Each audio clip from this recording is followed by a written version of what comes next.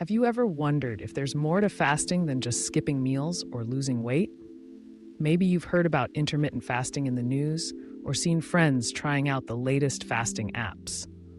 But what if fasting was never really about deprivation, but rather about reclaiming your power and your health? This is the central idea behind Dave Asprey's Fast This Way, a book that turns the common understanding of fasting on its head and invites you to see it as a path to empowerment, not just as another diet trend. Imagine waking up with more mental clarity, feeling lighter and stronger, and having fewer cravings that push you toward foods you don't actually want to eat. Picture a life where you feel more in control, not just of what you put into your body, but also of how you respond to stress, emotions, and the demands of daily life. That's the promise of using fasting, not as a punishment, but as a tool for self-mastery, health, and even spiritual growth. At the heart of this approach is a crucial distinction: the difference between hunger and cravings. It's easy to assume that every urge to eat is true hunger, but Asprey invites us to take a step back and observe what's really happening. Hunger is a genuine biological signal, a message from your body that it needs fuel. Cravings, on the other hand, are often emotional or habitual. Maybe you reach for a snack out of boredom, stress, or even just because it's a certain time of day. Food companies understand this very well. They engineer snacks and treats to light up the pleasure centers of your brain, making it all too easy to mistake a craving for true hunger. Fasting, then, becomes a pause button. It's a chance to step back and ask yourself, do I really need this right now, or is something else going on? When you break the habit of eating mindlessly, you start to uncover what your body truly needs. This newfound awareness is an act of self-respect, and it's one of the first steps toward taking back control. If the idea of fasting sounds intimidating, there's good news. Asprey doesn't recommend jumping straight into days-long water fasts. Instead, he suggests starting with intermittent fasting, a gentle, sustainable approach that fits into almost any lifestyle. One of the simplest methods is the 16-8 approach. You fast for 16 hours and eat during an 8-hour window. For many, this could mean finishing dinner by 6 p.m. and then eating again at 10 a.m. the next day. During the fasting window, your body shifts into a different metabolic gear. Insulin levels drop, encouraging your cells to start burning stored fat. The process of autophagy, where your body cleans out damaged cells and makes repairs, kicks into high gear. You might notice clearer thinking, steadier energy, and even a reduction in inflammation. To make the fasting window easier, Asprey recommends what he's best known for: bulletproof coffee. This isn't just regular black coffee. It's blended with grass-fed butter and MCT oil. The result is a creamy, satisfying that can help curb hunger while keeping you in a fat-burning state. The healthy fats provide steady energy, and the ritual itself can become a comforting start to your day. But fasting isn't the same as dieting. Diets usually focus on reducing calories, often leaving you feeling deprived and fixated on food. Fasting, by contrast, is about timing when you eat, not just what you eat. This shift in focus gives you more freedom and less mental clutter.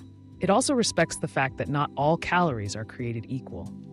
100 calories of processed chips will affect your body differently than 100 calories of fresh vegetables or healthy fats. With fasting, you train your body to become metabolically flexible, to switch gracefully between burning sugar and burning fat. This flexibility leads to more stable energy, improved hormone balance, and even a lower risk of chronic diseases. There's also room for flexibility within your fasting practice. You don't have to fast the same way every day. Some days you might stick to the 68 schedule, while on others you might experiment with 1 meal a day, OMAD, or take a break from fasting altogether. Your body often thrives on this variation, just as it does with varying types of movement or rest. The goal isn't rigid perfection. It's listening to your body and finding a rhythm that supports your health and your goals. Another important piece of the puzzle is sleep. We often overlook the profound connection between rest and metabolism. Sleep isn't just a passive state. It's when much of your body's repair work happens, including the balancing of hunger hormones and the process of cellular cleanup. Late-night eating can disrupt your circadian rhythm and keep insulin levels high, making it harder to rest deeply and wake up refreshed. Asprey recommends finishing your last meal at least 3 hours before bedtime, limiting bright lights and screens in the evening, and creating a wind-down routine that signals to your body that it's time to rest. The overnight hours when you're asleep count as part of your fasting window, making the process even easier. It's also essential to recognize that fasting is not one size fits all, especially for women. Female bodies are uniquely sensitive to changes in energy availability, due in part to the complex interplay of reproductive hormones. Some women who push fasting too aggressively may notice side effects like sleep disturbances, hair loss, or irregular periods. In rare cases, it can even disrupt fertility. That's why Asprey urges women to start gently, perhaps with 12 to 14-hour fasts, and to avoid fasting during times of high stress or the premenstrual phase. Flexibility and self-compassion are key. And of course, women who are pregnant, breastfeeding, or have a history of eating disorders should consult a healthcare professional before making significant changes. What about exercise? Many people believe they need to eat before working out, but fasting can actually enhance your body's ability to burn fat for fuel. Over time, your metabolism becomes more adaptable, and you may find that you have more stable energy and fewer crashes during and after workouts. Fasted exercise can also sharpen your mental focus and improve recovery. Asprey even recommends experimenting with cold exposure, such as a brisk cold shower after training, to boost resilience and reduce inflammation. But perhaps the most powerful aspect of fasting is not physical at all. It's mental and even spiritual. When you fast, your senses often become sharper. Food smells richer, colors seem brighter, and your thoughts become clearer. There's a reason fasting is a central practice in many spiritual traditions, from Christianity and Islam to Buddhism and Judaism. Fasting can teach patience, discipline, and awareness. It's a form of meditation for the body, inviting you to be present with your sensations, thoughts, and emotions. Asprey encourages readers to experiment not just with food fasting, but also with other forms of fasting that clear the mind and spirit. Dopamine fasting is one example, taking a break from digital stimulation to reset your brain's reward circuits. Anger fasting involves spending a day free from resentment, while noise fasting invites you to seek silence and stillness in a noisy world. Each of these practices helps you reconnect with your core values and desires. Of course, fasting isn't about being perfect. Life happens. Maybe you planned to fast, but found yourself reaching for a snack during a stressful moment. Instead of beating yourself up, Asprey recommends treating these moments as opportunities for learning. Ask yourself, what triggered this urge? Was it true hunger or something else? What could you try differently next time? Every decision is data, and every step is part of your journey. Fasting is not a test you pass or fail. It's a practice that helps you grow in awareness and self-compassion. So what does all this add up to? In Fast This Way, Asprey's message is clear.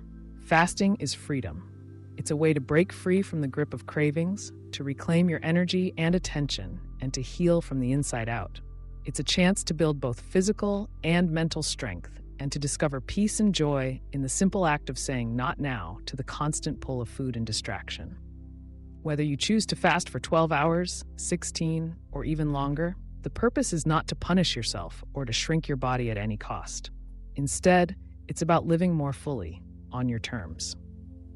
Fasting gives you the space to know yourself better, to treat your body with care, and to reconnect with your purpose. So if you're curious about fasting, remember, you're not just skipping meals. You're giving yourself the gift of choice, the power to say yes to what truly nourishes you, and the freedom to live with greater clarity, strength, and joy.